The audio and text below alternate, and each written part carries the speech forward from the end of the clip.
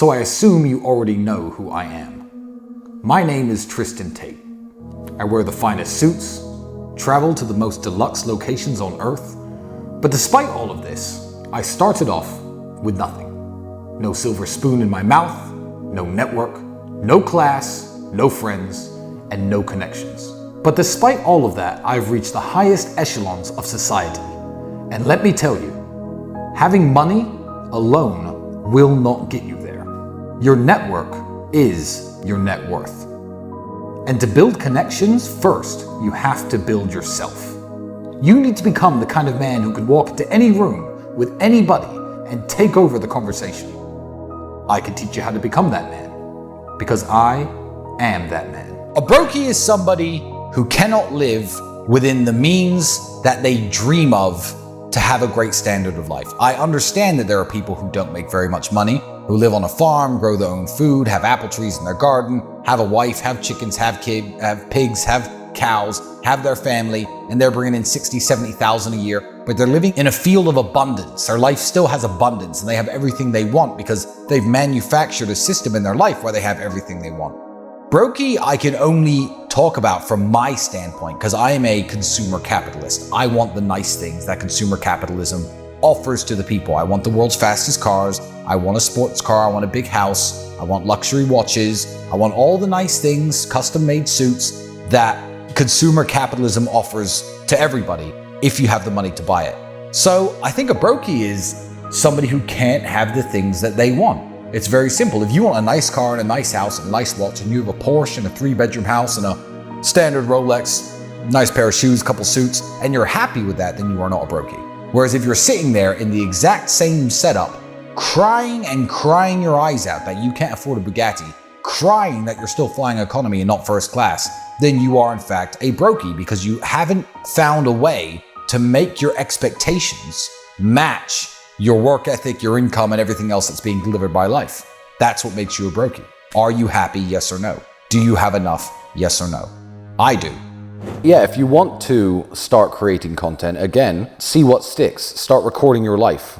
Obviously, the very boring parts of your life are never gonna make for good viewing anywhere. But that's essentially what me and Andrew did. We started just documenting the things we did. Spending money, buying cars, going shopping. Then Andrew would talk about news topics. We used to call it offending what's trending. And this is about 10 years ago. So we'd find something that was prominent in the news and Andrew would rant about it and talk about it. And that turned out to be far more popular than us buying Lamborghinis or, hanging around women and going to nightclubs and all the other stuff we were recording. It was these tiny little segments of Andrew ranting about current affairs that I think was the beginning of his rise to stardom. And now he's still famous for doing exactly that. That's essentially what the Emergency Meeting podcasts are. It's me and Andrew talking about what's going on in the world in our unique comedic way. So if you don't know what to do, record everything and see what gets views, see what goes viral, see what people share. I think people evolve over time anyway. The content I was making when I was 25, I still ran my webcam studio back then. I had no kids back then. I was just some young guy. I was making pretty decent money. I had 2 supercars and a rented house. I was doing okay for myself. But I think the content changed as I changed as a person, as I grew up. You can actually watch a chronological timeline of me growing up if you follow my content closely enough and you were to go back far enough and find all of my old videos. So I don't think you necessarily need to diversify purposefully. I think that it will happen accidentally anyway. If you are popular and if people do watch you, you do grow up and you do change and you do change your mind on certain things. And then your content becomes different. Obviously, when you're in a position like I am, people love to throw your old content back at you. Oh, you said this about women when you were 25. So? I was 25, fuck off. I'm 36 now. So procrastination and hesitation are the enemy though. So whatever you're gonna do, I suggest you start today. A step you could take to come across as a more elegant person is always, I guess, to present yourself better. I try to give answers and I've been trying to give answers that shy away from appearance because appearance is so amazingly important and everybody already knows that I don't want to give the easiest answer in the world, but certainly dress in a way that complements your body type. Try to wear a nice watch, have your hair cut, have your hair styled, have your facial hair either shaved or trimmed so it looks nice and you look sharp. I think that is certainly one of the most important things you can do as a man or a woman. And the simple reason is that first impressions are called first impressions for a reason. And it's very hard to shake them. Now, if you have no substance as a man, let's say you look like a Calvin Klein model and you're in great shape and you're wearing a great suit, but you have no substance, there's nothing in your brain. The first appearance isn't going to get you that far. It's only going to get you the first 30 seconds of conversation, whether it be with a woman or a man or a business partner, or you're pitching somebody in a meeting. If you sit there and you can't speak well and you have no ideas and you're stupid and you're swearing and you're using bad language, that first impression will go out of the window very, very quickly. However, it's starting the race sprinting, if that makes sense. So always make sure you're presented well. There's nothing wrong with that. And if you have a scholarship that pushes you towards your dream, if your dream is playing in the NFL, and they say, well, come play for this college team, here's your scholarship, sir, then by all means go and do that. Pass your classes with as much competency as you need to. It's not going to do you any harm, and pursue your sports career. Nothing wrong with that. But don't take out the loans. Don't sign the papers that put you in debt slavery. Don't do it, because there's no escape from generational debt. It's not worth taking that payoff, because if we talk about the odds of making it into the NFL or the NBA, they are low. Calculate the odds with the millions upon millions of university degrees that are handed out by universities every single year, even in a country like the United States alone. What are the odds that that degree is going to make you a millionaire in the short term, in the first 10 years, 15 years? The odds are, I'd say, a lot worse than somebody who's pretty good at football trying to be an NFL prospect. So what's the actual payoff? Signing those papers and getting into debt slavery, I don't think is worth it. I think it's the worst gamble ever. If there was a 50-50 chance that you'd have all your debt paid off in 2 years and you'd be living a nice life, maybe then, with a 50-50 chance, you have a 1 in 10,000 chance of that degree specifically putting you in a place where your debt's gone and your life is great. I'll tell you how university degrees have become inflated. In the same way the word model has become inflated. I am 36 years old, and I remember a time there was 2 or 3 girls in my hometown who I knew were models. You'd find them on pictures of shampoo bottles and on TV commercials, and you'd be like, this girl from my town is a model. With the advent of Instagram, which is essentially a university that prints out model degrees, what's happened is the word model is meaningless now. Oh, I'm a model. Wait, you make a very decent living and make a great income doing professional modeling. Well, no, but I have this Instagram profile and I get booked for various jobs and photo shoots and all these people want to... There's no such thing as a model in the traditional sense anymore. They're much harder to find because any girl who says she's a model, you're not impressed by it anymore. You have to actually look into their life. Does she have a great agency? Is she at London Fashion Week? That's my test. Has she been to London, Milan, or Paris Fashion Week? If not, you are not in fact a model. So I'm a doctor. Wow, great. It's the 1940s and you're a doctor. You must be great. You must know medicine. You must be adept with the highest levels of medical science. Oh, no, I'm a doctor. Why are you a doctor? Oh, you have a PhD in gender studies because you invented something new about men being women and women being men. And you've technically, I guess, grown the field of expertise, which is what it takes to get a PhD. So you're a doctor too. The man who thinks men are women and women are men is now also a doctor technically because a piece of paper says he is. It's a scam. That's standard. Introducing yourself with your first and last name is absolutely what you should do. And even if it's somebody famous who I'm meeting and that person knows exactly who I am, them and all their bodyguards and security guards and staff will say, hi, Tristan Tate, nice to meet you. Look them in the eye. I'll always tell them my first and last name. That is a standard playbook. You have to do that. Graduating out of brokey land today in today's society isn't about being a millionaire. It's about having a high income. And I would put that income somewhere along the lines of $500,000 to $1 million per year in income, because that is enough to take care of all of your creature comforts, to live, to eat, to do whatever you like, to have a few nice things, even to have a nice car, and still put hundreds of thousands away every year. Hundreds of thousands is going somewhere else, into crypto, into offshore, maybe into a Dubai real estate play that you're doing. That's the only way to truly escape the matrix. I think you need $500,000 to $1 million per year. Then you're comfortable, and then you're literally no longer a brokey. You will have things that less than 1% of the population gets to have, like a second home, like a home owned outright in these days, like a fast car. If you're clearing $35,000 a month after your taxes, then you're no longer a brokey. You're not rich, you're not successful, you're not in the top 1%, you're not a baller, but you're not a brokey. 35,000 is the benchmark. You know what else you could do if you were broke? You could find a business to start that takes very little money to start. Now, I ran a webcam studio, and I'm talking about it more and more these days because of this stupid police case against me and these stupid false accusations. So a webcam studio was an example of a business that at the time when I was young and broke, I didn't need very much money to start. I had the expertise into how all the websites worked. And how to build social media profiles. The girls were obviously pretty. You needed a laptop and a webcam and a keyboard. And that's all you really needed to get started. And you could make thousands of dollars per week that way. And then you could scale your business from there. Now, there are many different businesses that will take your time up, but don't cost money to start. Even in your local area. I mean, you have a lawnmower, you got no money. Maybe you need $500, $600, $700 before you can buy the equipment you need to get to the next step. Go door to door with your lawnmower before you can hire some Mexican to do it for you and cut everyone's grass before you have the time to register a company, hire an employee, and get him cutting grass for you and then scale from there. So find a business that doesn't take much to start up. Certainly don't go around asking people for money like people ask me all the time.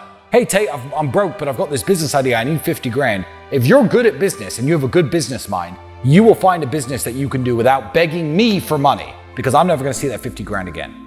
And I've never broken any laws. I don't care at all. In fact, I am so happy that I ran that webcam studio. I almost am tempted, just as a fuck you to Romania, to open a new one. There's 3,000 of them here anyway. I might just open one and hire a bunch of models and say, come and arrest me because it's not a crime. But I think that goes against my newfound morality and my values, so I won't do that. But I could, and the prosecutors from DCOT could literally suck my dick because there's nothing wrong with that business and it's a fully legal tax payable business and there are studios all over this country. So people often ask me if I'm ashamed of running that webcam studio, and I'm like, no, I'm exceptionally proud of myself. I learned so much about, I think, the male condition, how lonely men are, how sad men are. And this is something that me and Andrew talk about a lot, men's mental health. I learned a lot about male-female dynamics. I learned a lot about just general how to manage a business. It was a very interesting business to run. It was an incredibly interesting business to run. And keep in mind, I don't come from a world where I have rich parents or successful parents. I don't have a university education. I'm not from I didn't go to a good school. I come from probably the worst town in England. It's still the worst town to live in England. And I made a successful business out of running a webcam studio. And now I preach against it. I'm far more qualified to preach against the consumption of adult content and the creation of adult content because I'm a former industry insider. I'm very much like a former drug dealer who knows how bad drugs are because he saw the effects it had on his customers. So I like all the knowledge I gained from running that business. And if I could turn back time and not do it, I wouldn't. I'd turn back time and do everything exactly the same as I did.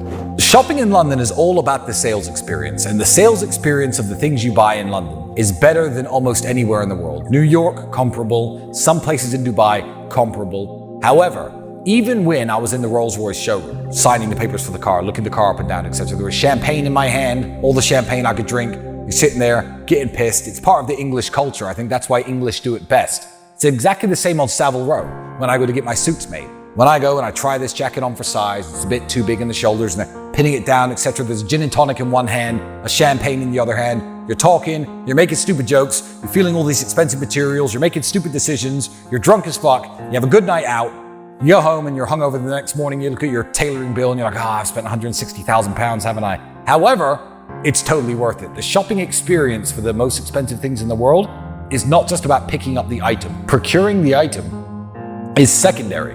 And it should be the same. London's getting dangerous nowadays, but even if you go into a Patek Philippe shop and you've ordered this watch, obviously, you would have had to order it in advance and it's ready and you go in there to pick it up. It's, oh, hello, Mr. Tate, how are you? Please take a seat. Would you like a glass of champagne? Even when Andrew goes into Armani, for example, because he's such a well-known customer, it's, oh, hi guys, how are you? You sit down, here's some booze, not for Andrew because he doesn't drink, and let me bring all the things in your size that I think you'll like. That's a shopping experience like no other. It's very different from, I remember going through the racks at Matalan. If you're English, you'll know the reference, and trying to find a pair of jeans that fit me after all these pairs of jeans and nothing's tailored and nothing fits and it's horrible. And then I find a pair of jeans and it's £4 more than I have in my pocket because I've only got £30 and you can't negotiate. Shopping sucks unless you're a millionaire. The term millionaire was coined at the beginning of the 1900s, and millionaire was impressive back then. My 1963 Aston Martin DB5, when it was first sold, cost £4,100. Can you imagine the spending power of £1 million? £1 million back when the fastest, most exotic car in the world was £4,000? A millionaire meant something. You could buy mansions, multiple mansions, set your family up for life. The term millionaire is still thrown around as some kind of accolade, But the true difference between millionaire in the early 1900s and millionaire now is maybe 90, 100 times. Being a millionaire in 1920, you'd have to be worth 150 now to brag about the same level of wealth and spending power. So people want to brag about having $100,000 salary, this magical 6 figures. Well, 6 figures doesn't actually mean anything anymore, does it? Because the problem with 6 figures is, one, you pay 40% tax because taxes are eating your ass, and you're left with $60,000. $60,000 every single year. That is not much money at all. You're expected to have a house and a family and raise some kids on it. A Big Mac or a Whopper is about $6 in today's economy. $6 in today's economy. That's 10,000 sandwiches per year. That's it, 10,000 sandwiches. 30 sandwiches per day. 30 sandwiches per day is all you can afford, and you make 6 figures. 30 fucking sandwiches? Enough to feed you and your friends? It's embarrassing. Your 6 figures doesn't mean anything. Pitching face-to-face, business meetings. On the phone, you can hear the confidence in somebody. You can hear how they're coming across. It's the way I'm speaking to the camera right now.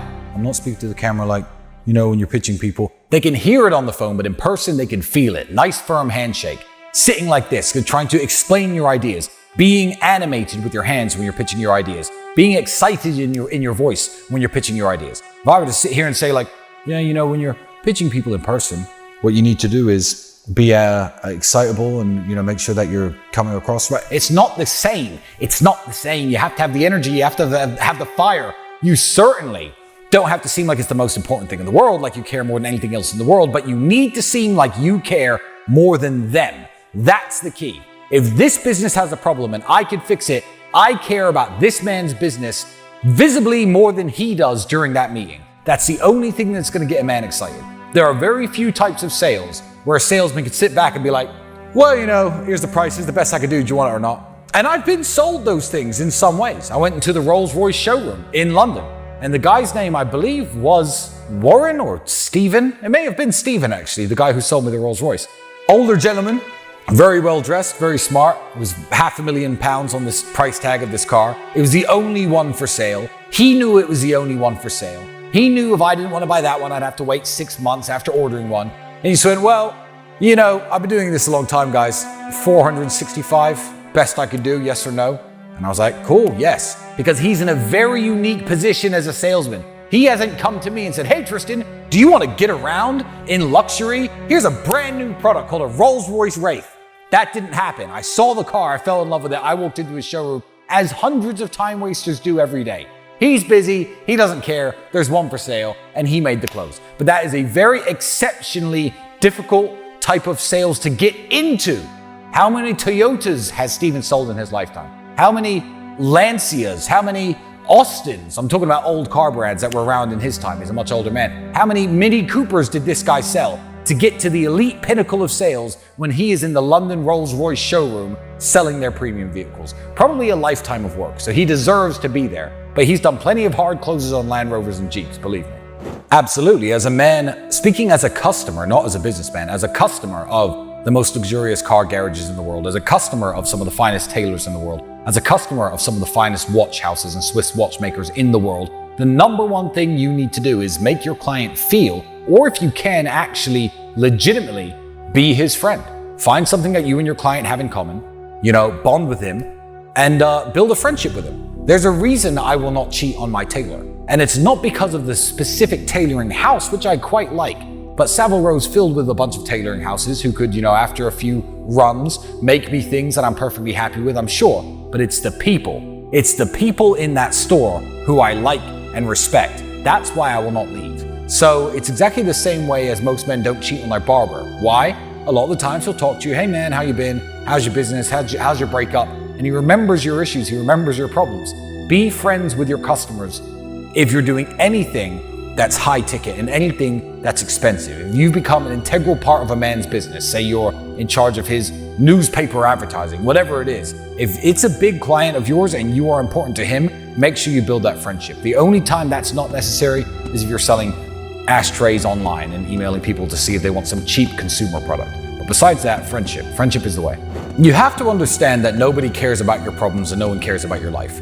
Most people care only about their problems. So how are you going to solve my problems? That's an incredibly important part of reaching out to anybody. If someone were to say to me, for example, hey Tristan, I don't think your videos are quite up to speed. You got the best cars, the best women, the best whatever, best suits, but your videos, they're only 8 out of 10. I'm the best guy for the job. I'll think, you know what, let me at least hear this guy out.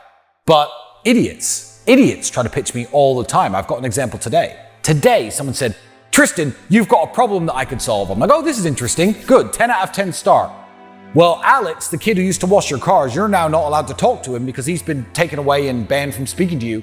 So I want the job washing your cars. And I was like, when they banned me from talking to Alex, they also took all of my cars. What the fuck are you going to wash?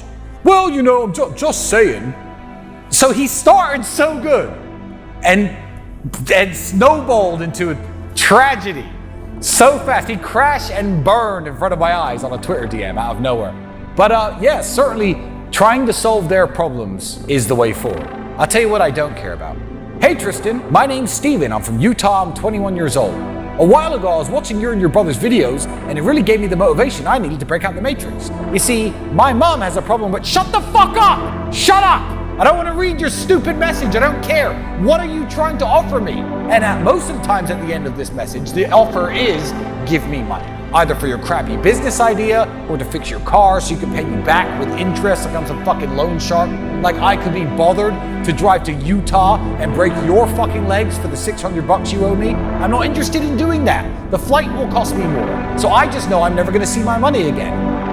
Be compendious about what you're trying to help the person achieve in your first 1 or 2 lines. Because if you don't sum it up in your first 1 or 2 lines, they are not going to be interested. You know, they did a survey of American school children and Chinese school children, and they asked the Chinese school children, which job and which profession would you most like to do when you're older? And the Chinese school children were usually given an example like doctor or engineer or maybe astronaut or something a bit more exciting. And the number one job that all people in the West, the United States, the United Kingdom, that all school children want to do is vlogger or influencer. And the problem with that is as follows. Not many people are genuinely interesting. I think what you're better off doing is living an interesting life and learning some interesting things before you start trying to make online content, because your choices are either you're a man with influence or you're a clown. You can go viral for being a clown, or you can go viral for actually being insightful and knowledgeable and people wanting to listen to what you have to say. If you're 19 years of age, the odds are you don't know anything. I was relatively interesting for a 19-year-old. I had my kickboxing career. I'd read, probably about 1,000 books at that point. I knew a lot of stuff, but I was still infinitesimally less interesting than I am today. What you're better off doing at 19 is going traveling, going backpacking, going hitchhiking, doing some interesting things, doing some dangerous things, doing some things that give you cool stories to tell. Then and only then should you think about making online content and trying to be famous as an influencer or somebody that people on the internet may want to listen to. Because otherwise, no one gives a shit. I always took opportunities to travel and see the world from when I was very, very young. The first trip I ever took without a parent, I was 15 years old, and I went over to The Hague in the Netherlands because I had a friend who lived out there, a guy who I used to work with at the fast food restaurant, funnily enough, and that was the first trip I ever took by myself. I was going to Egypt. I looked at the pyramids when I was 17 and a half, 18. I snuck beer inside one of them actually and sat and drank beer where the sarcophagus was, so maybe that's why maybe the Pharaoh's curse is coming back to haunt me now, and that's why I'll have all these legal problems. But yeah, I snuck a beer inside the Great Pyramid of Giza. I was doing some pretty interesting stuff. I didn't have very high budgets, but I knew not to waste the little money I had on stupid things. Now I buy stupid things, but now I have all the money in the world. And when I'm free to travel again, my life is again going to be very, very interesting. I like to do things that no one else has done. So even as a 19, 20-year-old man, I was a lot more well-traveled than my contemporaries and my friends. I was a lot more knowledgeable about the world. I'd learned different parts of different languages. I'd been to countries that no one really went to, especially back then. I'd been all through Slovakia, Poland, and Eastern Europe at a very young age. And if you spoke to me at 20, or if I were to go online and start speaking, as I did at probably 24, 25, I had some interesting stories, and I was a relatively interesting person. I ran my webcam studio. That's a very interesting thing to talk about, regardless of whether you like it or not. It's one of the reasons myself and my brother took off, because we were the only people who worked inside this industry who were sitting in front of the camera talking about how it works, what the insights are, and we were both professional fighters. We both had our kickboxing careers. We've both been around the world a bit. So even as young men, a lot of people gravitated towards us because we had something interesting to say. If you get a job straight out of high school and you work your job 5 days a week, every single day for 6 or 7 years, and you're 25 and you haven't done anything, don't think about trying to be an online influencer. And this is when you get the very worst of people online, when you don't actually have anything original to say yourself. So what you do is you just regurgitate other people's content. When Andrew first became popular, there was a whole series of Andrew Tate copycats. They'd sit around, they'd try and say the same things, and they'd try and describe the way Andrew works and the way Andrew lives, and I guess use stolen valor, essentially, to pretend that they're this insightful man who understands male-female dynamics better than anyone else. But at the end of the day, all of those people have now disappeared. Andrew Tate copycats have disappeared from the internet. Why? Because they weren't authentic. No one gravitated towards them, and they never built a solid following. So you don't have to be like me, and you don't have to be like Andrew, and you don't have to be like Jake Paul. You don't have to be like anyone on the internet. You have to be like you, and you have to think, what is so interesting about you or unique about you that millions of people, or at least thousands of people, are going to think, you know what, I want to hear what this guy has to say. And if you don't have something that you can immediately think of that makes you stand out from the crowd, then I would suggest putting down the camera, putting down your editing software, and going out and exploring and enjoying the world for 2 or 3 years and doing something interesting, learning some interesting facts, getting some interesting stories behind you. Then people might want to listen to you. If you're a 17-year-old kid who lives with your mom and your dad, where do you go? I guess that really depends on which country you're in. And doing dangerous things as a man is a very good way of getting credibility, and it's a very good way of people looking up to you. So when you have very, very low budgets, some of the things that you could do aren't necessarily safe, but as a man, to live an interesting life, we all have to take risks, right? If you live in California, I don't know, hitchhike from California to New York City or to Florida.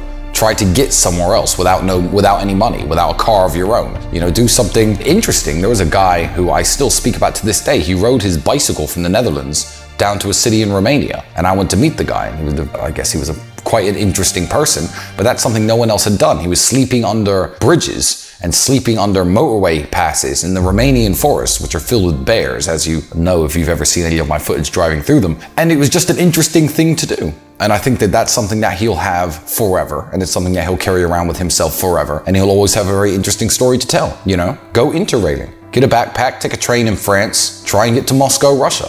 Do it.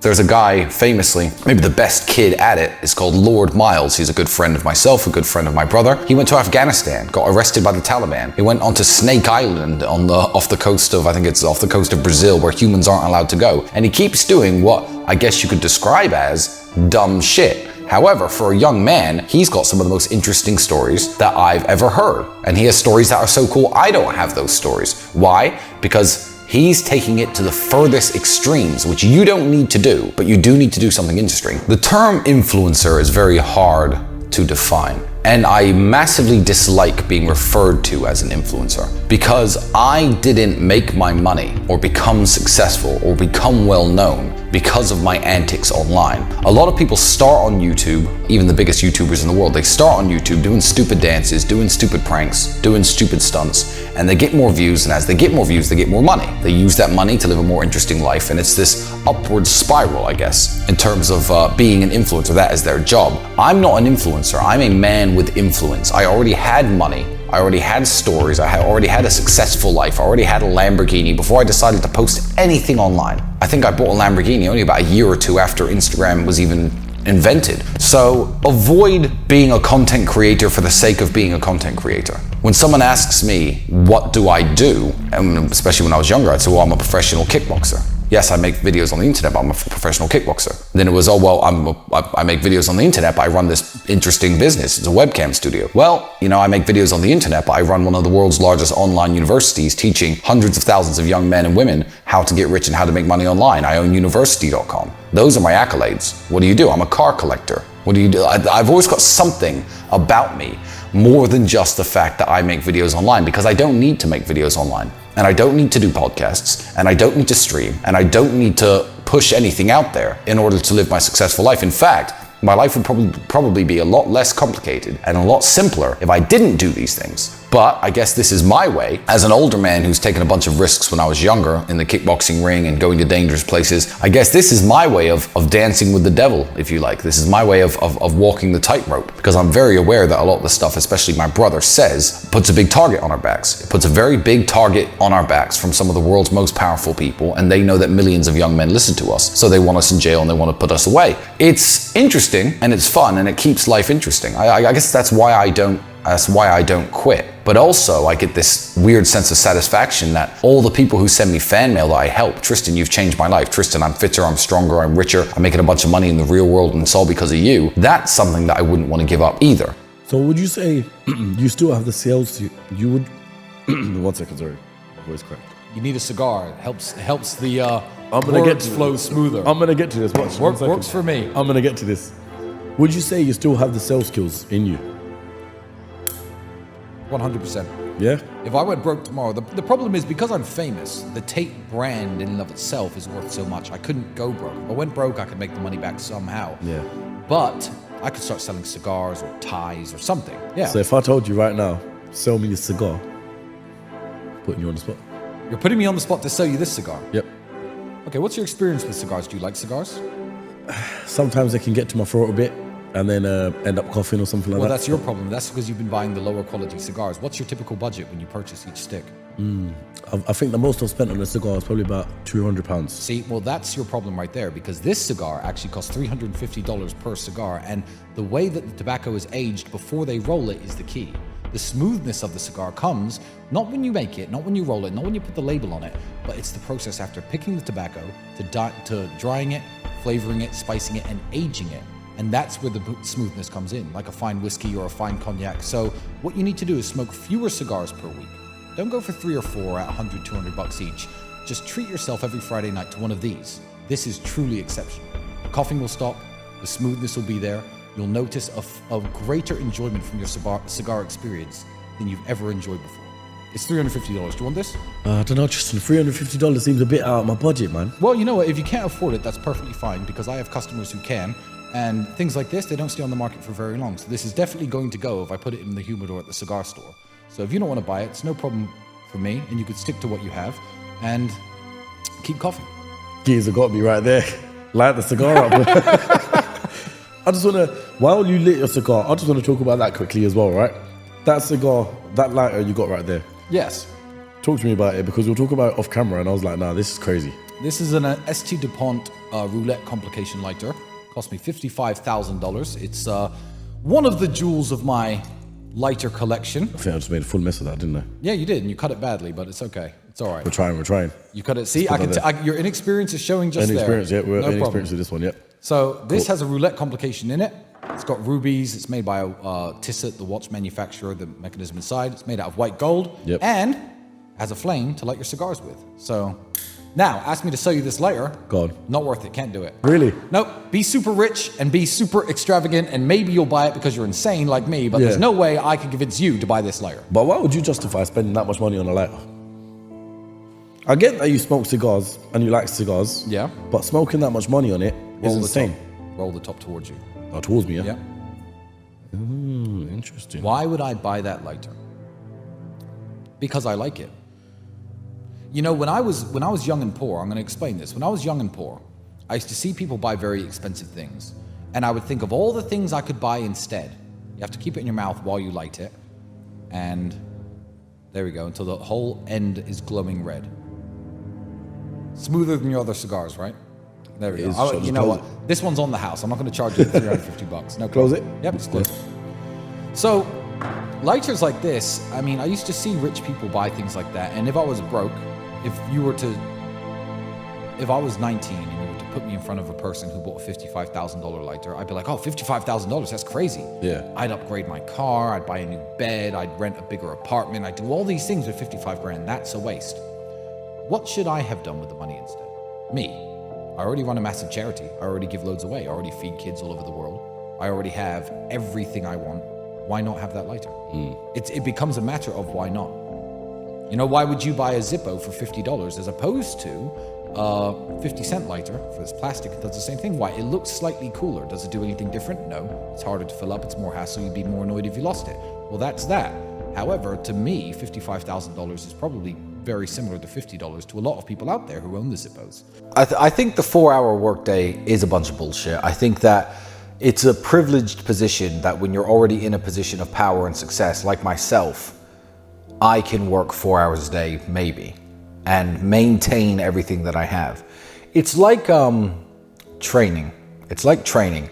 If I were to say you only need to work out 30 minutes a day to be in good shape, you'd call me a liar, and I probably am lying. However, if you're a big fat fuck and you spend 2 years training 2 or 3 hours a day getting into amazing shape, once you're in amazing shape, if you watch what you eat, 30 minutes a day can probably maintain most of what you've gained so far. So I think the 4-hour workday is a myth. I think that it's a myth written by successful people who only need to do a little bit to maintain what they had, or perhaps grew up in or were born in such a position where they could just do the minimal amount to continue the success of their family or the legacy of their father or whatever companies they were originally hired into by family members. Yeah, I think you should be working 18-hour days when you're young. Burnout exists in your later years. So there was a study I read once, it was done on exercise and what types of exercise are good for you and what types of exercise are bad for you. And there's a type of exercise that's bad for you overall, and it's classified as toil. T-O-I-L, as in toiling in the fields. Toil is exercise, but it's exercise that is overall negative for your health. So let's say you are carrying bricks back and forth. Okay, in your 20s it may make you stronger, but 40 years of carrying bricks back and forth has shortened your lifespan by 30, 40 years. Your joints are shot, your back is shot, everything is shot. So burnout does actually exist because we all are human. However, I don't think it exists in your younger years. I used to work 2 jobs and train 3 or 4 hours a day at the kickboxing gym when I was 18 to 26, 27. I don't think you can get burned out when you're younger. I think if you are young and you're strong and you're fit, go and work on an oil rig. Go work on an Alaskan fishing vessel. Do something crazy. Yeah, it's dangerous. Yeah, it's hard. However, these people are making, $100, $150, $200 an hour in a lot of cases. Why not do that instead of something comfortable? You're in your 20s, you're invincible. So avoid burning out when you're older. You have to be a lot more intelligent with your choices, I think, when you get past 30 years old. But as a young man, there's no such thing. Just go for it. Well, from a networking standpoint, the number one thing you have to remember, because I'm now at a stage in my life where a lot of people want to get to know me, so I see it from the other end. As a younger man, I would introduce myself to people and try to get to know them because they were important. Now I'm on the other side of the equation.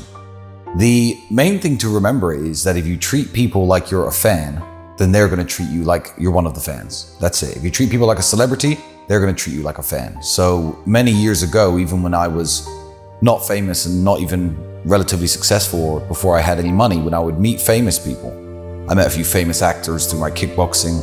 You'd speak to them one-on-one, like a normal person. You'd introduce yourself. You'd ask them their name even, not in an obnoxious way, even if you already know what it is. And the best way to go about it is when you're working the room and you finally get face to face with these people. Do not ask for selfies. Do not ask for pictures. Do not act shocked or surprised or like a fan. Do not worship them. When I was sitting with that famous rapper the other day, just sat down on the couch and we were shooting the shit man to man for over 45 minutes, an hour. I didn't ask him about his songs. I didn't ask him about his music.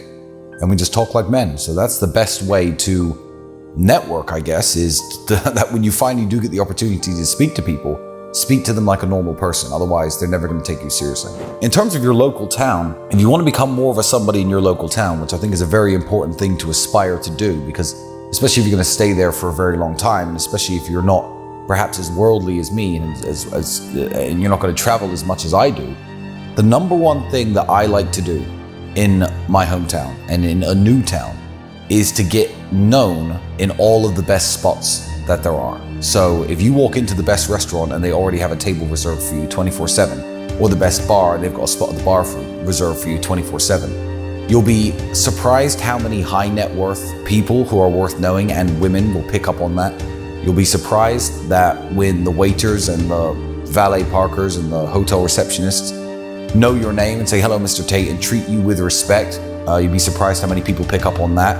So tip very heavily. 1, go to the nice places, treat every member of staff with respect, and before you know it, you'll be better known and more respected in your home city. Spending a lot of money is an investment. in your city. Spending a lot of money on vacation, if I'm somewhere where I'm never going to be again, it perhaps matters a lot less. But even if you do something stupid, very stupid, even if you go into the local casino and you gamble $50,000 and, say goodbye to everyone and smile and walk out with a smile on your face, you are now a well-known person. If you go out to a club and you spend $25,000 on champagne, a crazy spend that they are never used to seeing, you'll be surprised at how often you get asked back and invited back. There's a nightclub actually in Belarus that still messages me to this day, when are you coming back to Belarus? Because they never had anyone walk in there and spend $30,000. So it's a very good way of getting known. And yeah, it is absolutely an investment. It's an investment in your reputation. It's an investment in your reputation, and it's an investment in terms of, what people think of you as a man and your status and your standing, I guess, in the hierarchy of your city. I'll be perfectly honest, geography is one of the most important things to that. There's about 5 or 6 cities in the world where the people hang out, and you have to know the places in those cities where the people hang out. So again, you have to have your dress code right, you have to have your manners right, you have to have at least some money to be able to get into the door of those places. The world works in a very strange way when it comes to high-level men and especially beautiful women as well. Imagine it in terms of 3 different rooms, and one room is free to walk inside, and it's where all the fat chicks and the brokies hang out. One room costs $2,000 to walk inside, just to get in the door, and there are the average-looking girls and the guys with a bit of money. And then one room costs $100,000 to walk into, and that's where all the 10 out of 10s hang out, and all the millionaires and billionaires and people you want to network with. That's exactly how the world actually works. That's not an analogy, because all of the places where the people who you want to meet are costs at least some money, or you have to have some type of reputation or some type of standing or some type of network or good friends to actually get into these places. So if you're in Bucharest, Romania, your odds of running into a high-value person who you think is going to be of any use to you is pretty much zero, because I probably don't want to talk to you, and neither does Andrew, and you don't know anyone else in the city. But Los Angeles, certainly, Miami, New York, London, Dubai, Singapore, there are places in the world where the people hang out. And depending on what you want to do and who you want to know, all depends on where you go. And then you just have to work your way up until you're in the same room as these people. Networking is all about making it. So you can't just network after you've made it. You have to have armed yourself with a skill set that makes you useful to people. It's no good, becoming the man in your hometown, living in LA, networking, working your way up, knowing that you can get into the best bars, the best restaurants, etc. And then when you're there, just being a jackass and not having any skills and not having anything to offer people. If you come up to me and say, hey, Tristan, I'd like to work with you, for you, you better have something good to say. So it's not just the networking aspect of it, it's what you're doing in your spare time. What are you reading? What are you learning? What can you possibly offer people? Because people like me don't really need money, so I don't care about your business idea. You probably need my marketing skills more than I need you and your business idea. I don't care about hiring you because I have the best people to do all of the jobs I want, the best cameramen, the best security guards. So if you don't have something really unique and special to offer the people who you're trying to meet, you're just going to come across as someone who's pestering them. And being pestered is very annoying when you're famous. That all depends on who you're trying to meet, but I would say the number one would be health and fitness. People will take you a lot more seriously if your clothes fit well and you're muscularly built and you're strong and you go up and give a firm handshake. If you're a fat sack of shit, people are not going to take you as seriously. That's just the way that the world works. So that's the base that you have to work off of as a young man, because maybe your IQ isn't that high, but maybe you're a nutritionist and personal trainer. Nutritionists and personal trainers to the ultra wealthy and to the celebrities of the world do very, very well. In fact, I heard of one actually. He was gifted a Ferrari for all of his hard work, but then he was arrested and had his car stolen by the police. That's quite an amusing story. But yeah, if he didn't have his particular skill set, I would never have met him and I never would have associated with him, and he never would have worked for me. He never would have bought that Ferrari. On top of health and fitness, for making a good first impression, your ability to speak, your speaking voice, because that communicates into everything you do, whether it's sales and marketing, website design, fitness training, whatever you think you have to offer people, you have to be able to convey the idea to them. You have to be able to explain the idea to them. Again, sales skills. I advise anybody, if you're young and you're broke and you don't have a job, take up a sales job. Doesn't matter what it is. Doesn't matter if you're selling windows or newspaper advertisements over the phone. Take up a sales job, because life is sales. My cameraman had to sell me his skills before I hired him. Even meeting beautiful women is sales. You have to convince them to let you waste their time and spend time with them. So everything is sales. So your sales skills, your speaking voice, your health and fitness, and your general appearance are all the most important things. I would say, yeah, absolutely. Get a commission-only sales job. Get a sales job that offers you no basic salary, because it teaches you lots of things. One, the art of sales and closing the deal and actually bringing money in is very important. But two, it teaches you work ethic and hunger. Because when I worked commission-only sales jobs, it was a matter of, I'm not going to eat unless I sell these windows. And, I'd take a 3-hour drive down to whichever house I was going to give the presentation in. I'd sit there, stare in the mirror, splash some water on my face, snap into sales mode, knock on the door, and then make my presentation. I was very, very good. And yeah, sales is a skill that Andrew and I have even to this day, but you have to understand absolutely everything, from the camera that's recording me to the chair I'm sitting on, to this wooden paneling. There's somebody in every single company that makes everything that is somehow in charge of sales and marketing. So just think about things. Think about the items around you in the room. Think about the items you use every day. When you go and buy something, why did you buy it? Why did you buy it, and who convinced you to buy it? You could be ordering a coffee from Starbucks. Why? Why are you ordering the coffee from Starbucks? Who behind the desk of Starbucks HQ all those years ago sat and came up with the strategy that made you know what the brand is about and go there and actually buy their coffee? Obviously, boycott Starbucks, but that's just an example. But think about it when you buy things. Think about your reason for buying them. And then your mind will start thinking a lot more like a salesman. Yeah, if you're leaving university or high school, sales is definitely the field you should get into. It's the field you should get into, because no matter what you learn and no matter what skill set you actually develop on top of sales, you have to convince people to use your product or service one way or another. Andrew and I are very good at sales, but anything you learn inside of the real world, even, whether it be AI content creation, that's all well and good, and you could be the best in the world. But if you can't convince people to use your service and actually pay you money to do the things that you're good at, then it doesn't matter. It's all for nothing. So you should definitely get into sales. Elegance in men is a lot more about behavior than the way you dress. It's not a costume you can put on. It's very much your mannerisms and the way that you behave. If you were to put me in sneakers and sweatpants, I would still fit in a top-end restaurant more so than I would have done at 19 wearing a full suit. It's the way you open doors for people, the way that you greet the waiters, the way that you greet the staff, the way that you treat your guests. If you're driving a lady, particularly, and you're not in the West where they've all become radical feminists, by all means, get out the car first, walk around the side, open the door. It's something that you can't wear, it's something that you have to be. So read up tips on basic etiquette, how to hold your knife and fork, how to hold a glass of wine by the stem and not by the bowl of it at the top, and you'll fit in a lot more at the better places and seem a lot more elegant, regardless of what you're wearing. There's nothing wrong with being a gentleman. The only thing that there's a problem with today is simping. People on the internet who are pretty much incels, who subscribe to a very toxic idea of what red pill masculinity is, will see me with this beautiful girl having purchased these flowers and think simp. For all the young men out there who get very confused by the terms used on the internet, I would say simping is one thing and one thing only. Simping is an unfair exchange of value. That's what simping is. If a girl doesn't know I exist and I found her address, I'm sending flowers to her house just to make her happy, that very much is simping. If I am waiting by the door to my office going into work and trying to open the door for every single woman in the hope that they'll recognize me, that is simping. Buying flowers for a work colleague who isn't interested in you is simping. However, if you are trying to get a woman to take you seriously in terms of starting a relationship with her, then very few things you can do can be considered simping. Because as I said, that's an unfair exchange of value. If the value you get at the end is a girlfriend, or maybe even a wife or family, then there's absolutely nothing wrong with, buying them flowers, opening the door, opening their car door.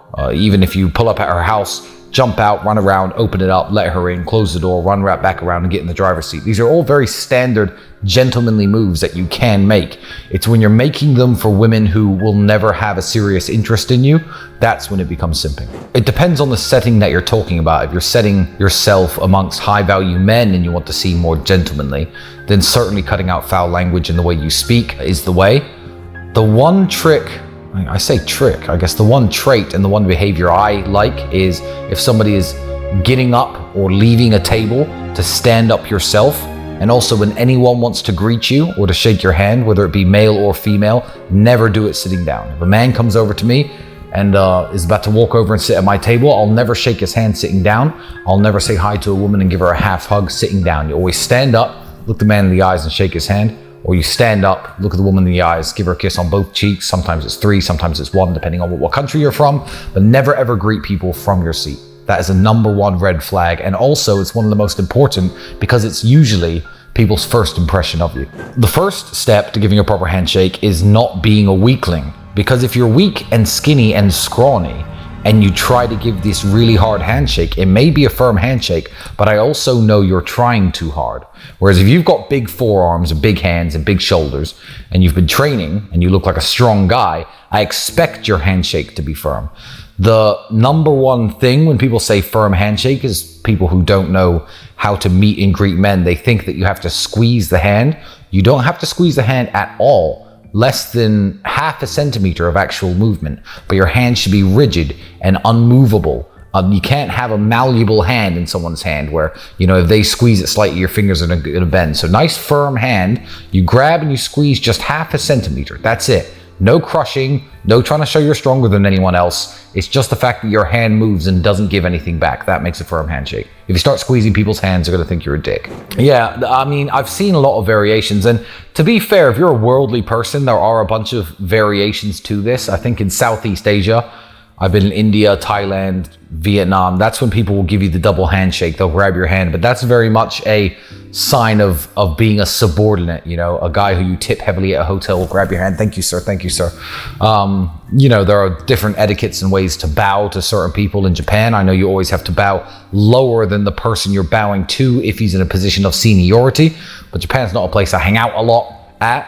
But before you go to anywhere new, I would certainly look up the little traits within the culture and try to play along as best as you can because it's usually appreciated. I used to preach that video games were a waste of time, and 10 to 15 years ago when I used to say this, they largely were a waste of time.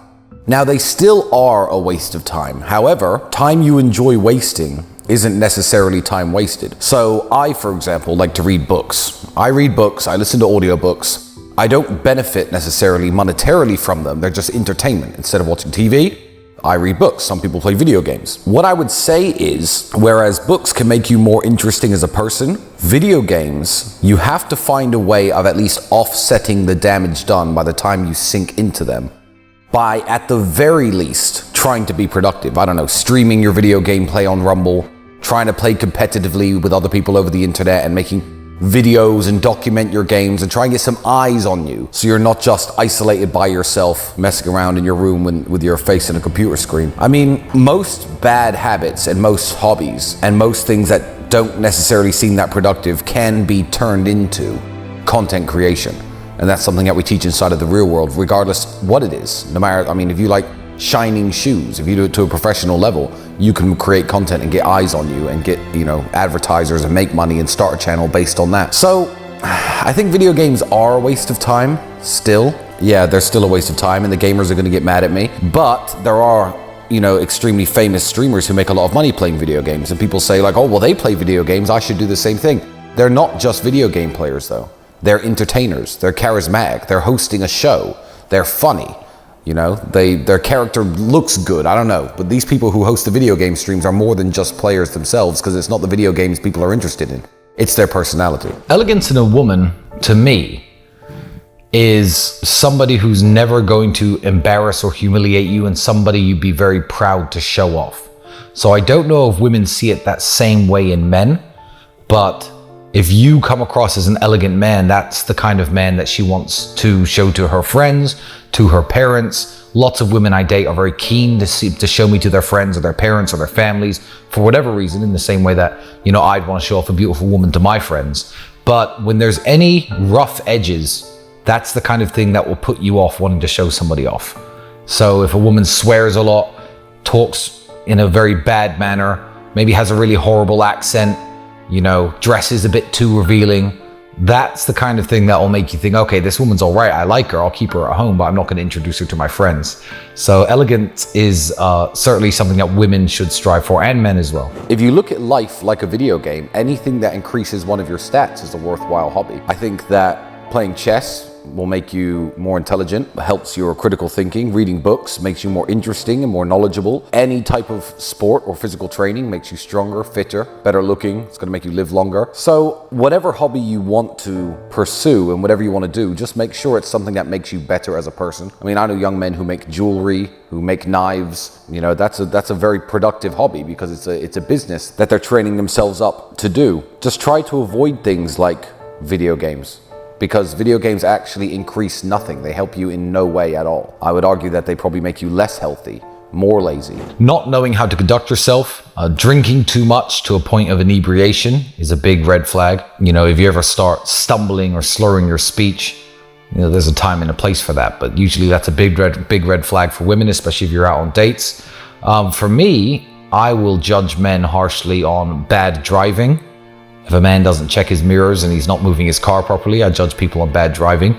Again, bad language, using too much slang when you're supposed to be in a professional setting. Knowing the difference between a casual and a professional setting is very important. It's not just the language somebody uses, because the language I'll use with my friends is very different to the language I'll use on a Zoom call with a multi-billionaire businessman. So it's knowing the time and the place for certain types of behavior, because as men, we can all be childish and we can all be juvenile, but you have to be able to distinguish one from the other. And there's people who I've met who certainly don't know how to present themselves to somebody, even somebody like myself who's wealthy and they're trying to pitch me this business idea. They show up and they're acting as though we're two friends down the pub, even though I don't know them. That's a huge red flag. You know, they should at least make the effort to try to come across as refined as possible. And if they're incapable of doing it or incapable of spotting a situation where they should be doing it in, then it's probably not the kind of person that I'd want to do business with, network with, be friends with. There's no correct answer for which accent is acceptable and which one isn't. However, some accents are better than others, which is a shame because you can't really control your accent. However, regardless of what your accent's like and what your speaking voice is like, you can always tell the intelligence behind somebody's accent, depending on the language they use, the vocabulary they use, the vernacular they use, the way they pause, the way that they take their time when putting thoughts together, the way they intonate their words. So I know very smart people who are Chinese, Nigerian, Indian, who do speak with their heavy accent. However, you know that there's a brain behind that accent. So if you're lucky enough to be born with a British or maybe an American accent and you're not using your voice to your full potential, it's one of those instances where you'll always get outpaced by somebody who's more obsessed than if you're born with natural talent. So if you're born with a BBC British accent, which I don't quite have, but I guess that would be the top rank of accents in the world, in my opinion. You know, if there's an Indian guy who can sell more than you and do more business than you and close more deals than you, despite the fact that his accent is a disadvantage, that's just because he works harder than you. So make sure that you do work on your vocabulary. Download stupid apps, word of the day. Read 20 new words a day and read what they mean, learn their definitions, try to include them into your everyday vocabulary. Yeah, you're really doing yourself a huge disservice if you don't try to maximize your speaking voice. The best way to cultivate your voice, besides expanding your vocabulary, to me, would be reading out loud. Take a book that you like, or a book that isn't something very simple, no children's books obviously, and read them out loud. It's an exercise that everyone used to have us doing in school. We probably don't understand why our teachers used to make us do this. However, the way that stories are written and the way that people speak in books and the way that sentences are put together, you can tell how it's supposed to be read. You can tell you're not supposed to just zoom through all the words like you do in your head when you're mentally reading it. So literally read it out loud. You can imagine how these characters are speaking to each other. You can imagine how they're trying to convey themselves, whether it be a sad moment of the book, an action-packed part of the book, somber, happy, it doesn't matter. You know what the characters are feeling at the time. So read out loud, and then when you find yourself speaking with your friends, if you find yourself talking really fast, you're umming and ahhing and you can't get your words together like this, then slow the fuck down. Slow down, think of what you want to say before you say it, and try to convey it in a very articulate, compendious way. There is a trick that I could tell young men that will help them close business deals, help them get girlfriends, help them make friends, help them get into the circles that they want to get into. And it's a stat, I guess, of yourself that you can expand throughout your entire life, and you should never stop expanding it. And that would be general knowledge.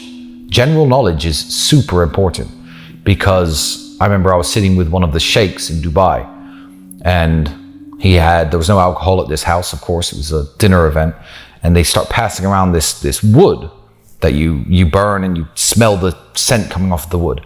And I knew exactly how it was made and how it was cultivated. If you don't find it in the wild, which is very hard nowadays because it's all extinct, you have to drill certain holes into these trees and infect the trees with a certain type of mold and wait for the wood to go petrified. And I was explaining this process to him, which he already knew, but he was super impressed that I understood this part of Arabic culture and what this product was exactly. And general knowledge will always impress people. I can sit down with most people and have a conversation about most topics. Regardless of what it is, there's something that I will know about it. And as a young man, there's no reason to just, if you like sales and internet marketing, only read about that. Spend your spare time learning about things that you don't think are particularly useful. Maybe spend your spare time learning about things that you right now have no business knowing. Yachts, the different brands and makes of private jet. Learn all of this. Because when you start to sit with important people, you can at least have an idea what they're talking about and interject in the conversation, perhaps with something they don't know. And that has made me more friends and more connections with men, women, businessmen, anyone who I was trying to get connected to than maybe anything else. General knowledge. You have to work on it. See, I like audiobooks, and even right now, you say you don't see me learning things. I am 4 hours into a 17-hour audiobook course, lectures on the Vikings and Norse mythology and Norse history. Why? So the last 2 hours when I was in my room, I was listening to it. So you don't see me learning this stuff, but I just find so many things interesting that I will make sure that instead of listening to music or doing other things, I'm filling my brain with information. So every day I'm learning something new. I don't think a day goes by when I don't learn something new from somewhere. But yeah, going down rabbit holes is always very interesting on the internet. If you find an interesting fact out about something, then read up more. I mean, Wikipedia is a tremendous resource. Everyone's forgotten about it. It's because it's kind of fallen out of fashion, I think. But it is a tremendous resource. And when it comes to history and battles and world leaders and things like that, there are literally clickable links from each page to the next page to the next page. And you could sit and read and learn entire eras of history or entire 20-year periods in an hour or two, if you are determined enough. And this information is maybe not useful for making money and maybe not useful in the long run, but if you impress someone like me who you're trying to do business with your knowledge on something that I find interesting, then I'm going to like you more and I'm more likely to sign the contract. Fighting is a worthwhile hobby, and it was something I did, and I consumed God knows how many hours of my youth punching punch bags and punching other people. It's very useful because it's something that you carry around with you everywhere you go.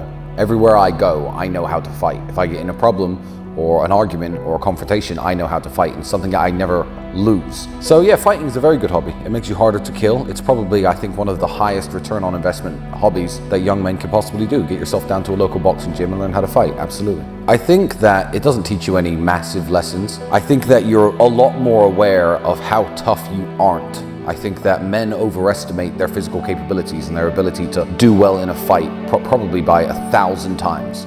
Like, everyone thinks they'll be fine in a fight. Everyone thinks they have this fantasy that they can just beat people up. But fighting is actually incredibly difficult. And when you really know how to fight, it makes you more paranoid because you understand how unrealistic these scenes where, scenes in movies where a guy's beating up 5 different people. Unless you're Steven Seagal, this is unrealistic stuff. So it makes you a lot more paranoid because I'm aware that if someone sucker punches me from behind and his friend starts stomping on my head, it doesn't matter how much kickboxing I know. So when you know how to be violent and you know how easy it is to hurt people and to knock them out, you understand also how fragile you are as a person. And you stop overestimating yourself in terms of what you can do in a fight, like most men do. A lot of people end up working fast food jobs after university because they believe that doors are going to open because the degree is given to them. They get this message from their parents, they get this message from the Matrix, the media. They're sold this dream that you're going to come out of university with a degree and everybody's going to want to hire you, and you're going to be a high value member of society that's going to just jump into this 75 grand a year, $100,000 a year job. But you won't, and that's not what's going to happen. Take one university. You went to university, didn't you? how many students passed in your year? Do you know at graduation? Guess, I don't know the size of your university. 30,000 students in a year passed at your university alone. Maybe 10,000, let's say 10,000. How long ago since you graduated? 10 years? 8 years? No, it's 4 or 5. 4 or 5 years. That's 50,000 people have walked out of the door of the same building you went to in Texas with these pieces of paper saying, hire me, I'm worth millions of dollars per year, I'm worth hundreds of thousands per year, I'm worth at least 6 figures. 50,000 people from that one building you went to. How many universities are in the USA? I challenge somebody to do this math. How many students graduate with a university degree every single year in all of the top universities? Okay, fine. How many universities are there in the United States? How many new degrees, how many new pieces of paper are printed every single year for everybody to walk out of these buildings and wave around at employers saying, I'm worth all this money?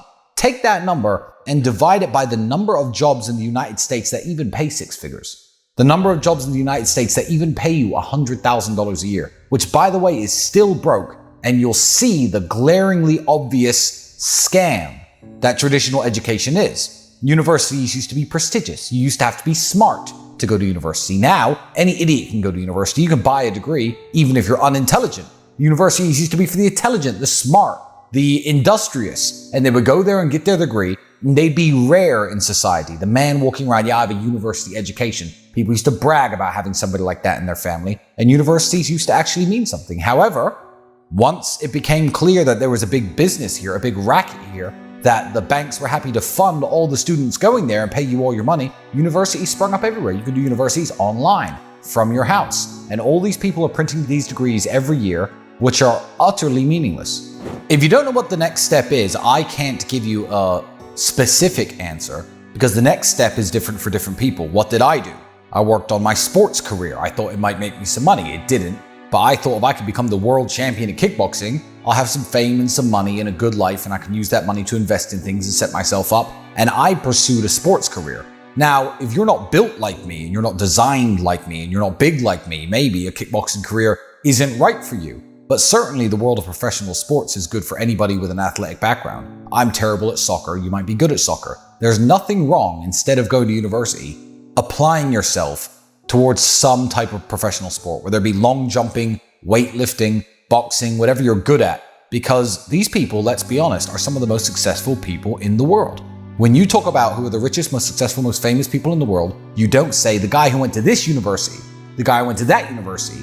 You're talking NBA, you're talking NFL, you're talking soccer, you're talking baseball, you're talking boxing, you're talking golf. So professional sports is a very, very good outlet to drive yourself into, because even if you don't make the big money, like I didn't, because I didn't, you learn a lot of hard lessons along the way. You're in great physical shape. You've learned how to deal with ups and downs and wins and losses and injuries and setbacks. You're far more prepared for the world, I believe, after a 4-year career in boxing, which ends abruptly before you made any money, than you would be if you spent 4 years studying something generic like business.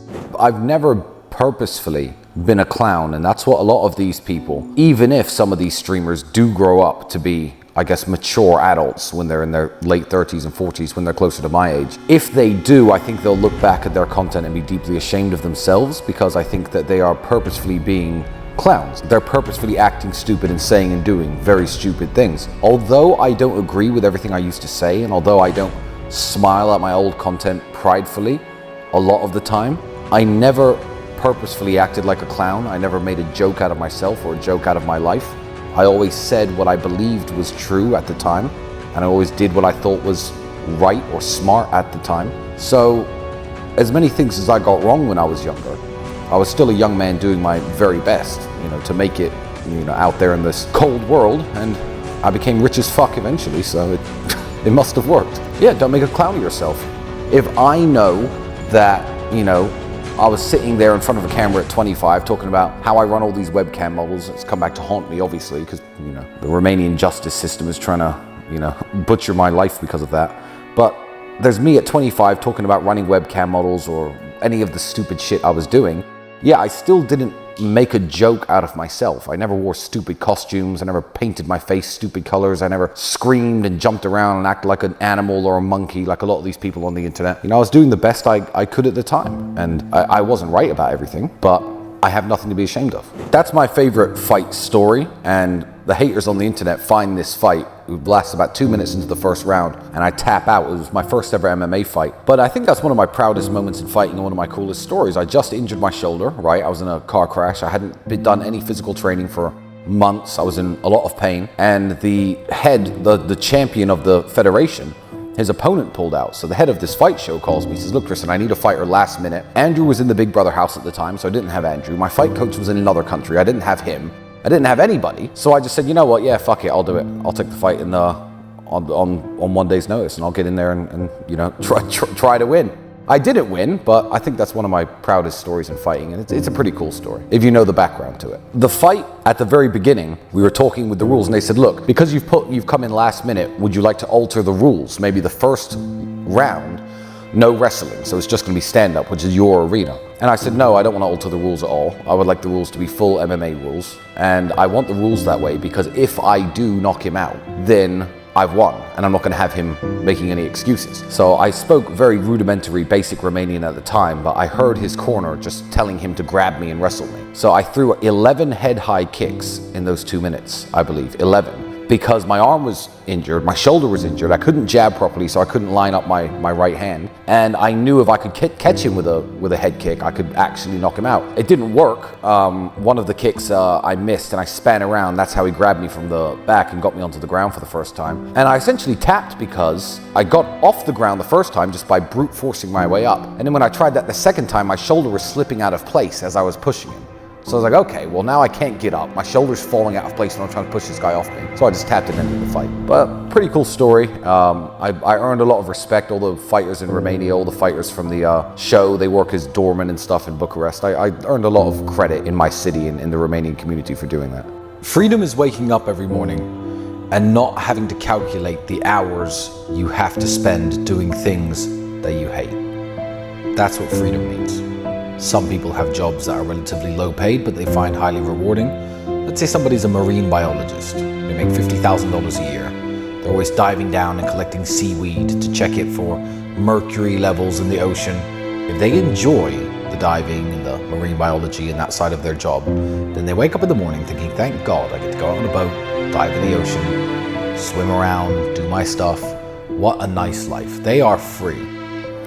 I think that total freedom isn't something that men should aspire to, because there's nothing wrong, especially when you have a family and people who depend on you, with waking up thinking I'm going to do X number of hours of something I hate to make my other hours more rewarding. So I feel like there's a trade-off. But essentially freedom is the ability to do whatever you want. So if you have to go to work for 8 hours in a job that you may or may not enjoy, let's say you hate your job, but you have the best family life at home, a wife who loves you for working and makes you feel appreciated, and your kids give you a hug when you run in from work, you're pretty free because the reward is worth what you've paid. But on a macro level, being super rich and being retired and not having a job and having $100 million in the bank would be pure freedom, because you could do 100% of what you want all of the time. And people say money isn't freedom or money isn't happiness, but they're wrong. Because they say this to me and I always ask them, okay, what do you enjoy doing? And they'll say something like, oh, well, you know, not everything costs money. I like volunteering at dog shelters. I like taking walks in the park. I like spending time with my kids. And I'll say, yeah, but imagine how much of those things you could do more if I gave you $10 million. And their face kind of drops. So the way that the economy is set up and the way that the banking system is set up, money is absolutely freedom in every single regard. No matter what you enjoy doing, you could do more of it with money. A roadmap to become more free would be either do something you hate to earn 10 times more so you can retire sooner and enjoy more of your life free, or switch career paths and stop focusing on making as much money as possible and try and find yourself in a situation where you're doing something you enjoy as much as possible. For example, some people enjoy photography and making videos. Don't understand them, I think it's nerdy. However, if they do that all day, every day, it doesn't feel like a job. You know, the way that my life is set up nowadays, I spend hours and hours in my day tinkering with the real world application and the online university.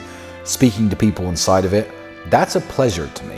I enjoy it. I enjoy hearing and watching the success stories and seeing the fruits of my labor. So I don't feel so much like I'm working or doing something I don't enjoy. So yeah, make a bunch more money, or steer your direction in a way that you enjoy what you do. Ideally, both.